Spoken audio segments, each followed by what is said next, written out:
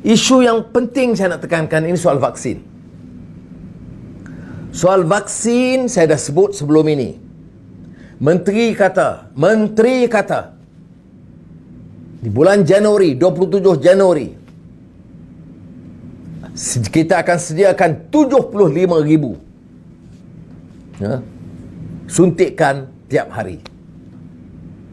Bulan Januari.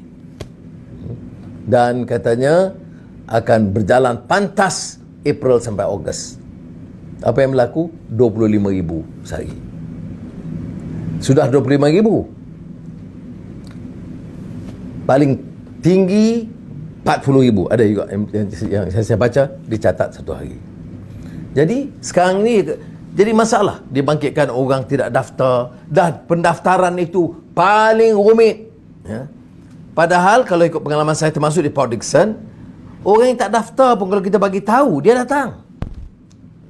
Termasuk AstraZeneca yang banyak yang meragui, tetapi oleh kerana orang ingin menyelamatkan diri mereka dan keluarga mereka, masih bersedia menerima. Dan walaupun menteri berasa bangga kejayaan apa? Orang tak ada pilihan. Maknanya yang menjadi masalah ini vaksin, bukan masalah orang tak bersedia. Kempen menyeluruh di masjid, di ruangan televisyen, daripada propaganda murahan itu, lebih baiklah untuk menggalakkan orang berdaftar untuk menerima vaksin. Kerana ini akan menyelesaikan banyak masalah.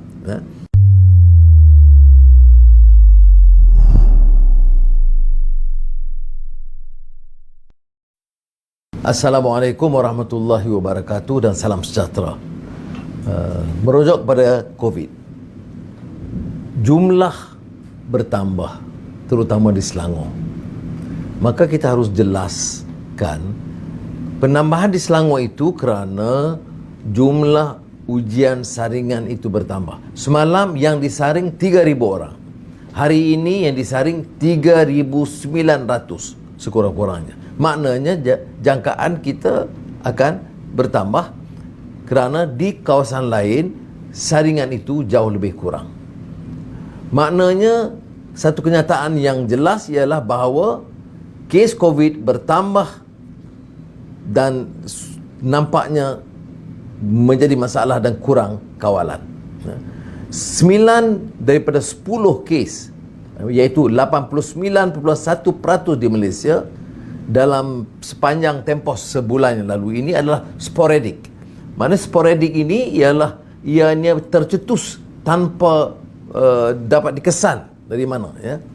Jadi oleh demikian, cara kita mengenal pasti kontak tracing itu tak boleh dikenali dan nampaknya gagal. Maka pertambahan itu kita saksikan sejak Oktober 2020, seusai pilihan raya kecil, pilihan raya negeri Sabah. Baik.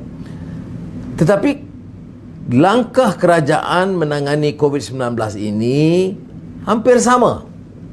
Walaupun keadaan berubah, cara merebaknya juga berubah.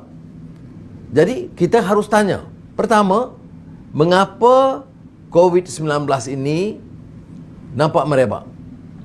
Pihak berkuasa hanya dapat menjangka setelah 2-3 minggu ketinggalan. Selalunya dapat membuat unjuran ataupun mengambil tindakan selalu terkemudian.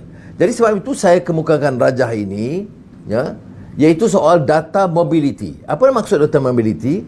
Kalau kita lihat umpamanya bulatan hijau itu, ya, bulatan hijau itu bila ada kelonggaran untuk pergerakan, maknanya orang balik-balik kampung dan sebagainya. Pada peringkat awal bila ada sekatan tegas, kita lihat jarak itu kontak di antara masyarakat itu jauh berkurangan, maka dia menurun.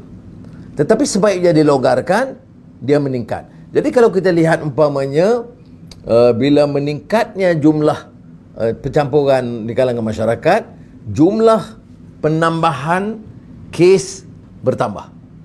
Kita lihat umpamanya lepas itu kita lihat bulatan hijau itu diberi ruang pergerakan.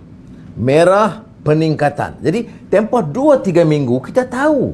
Jadi saya heran mengapa seolah-olah tiap-tiap kali ada kejutan. Kerajaan kejutan atau panik. Padahal kalau kita lihat pergerakan itu boleh dijangka, maknanya 3 minggu sebelum peningkatan jumlah pesakit ataupun COVID positif itu, kita boleh jangka. Kalau kita tak belajar daripada pengalaman 1 tahun yang lalu, kita akan mengundang permasalahan lebih besar. Itu yang, kalau kita tahu ini, dan kita lihat ada data yang mencukupi, maka tak boleh kita kenakan tekanan PKP dan lain-lain kepada semua.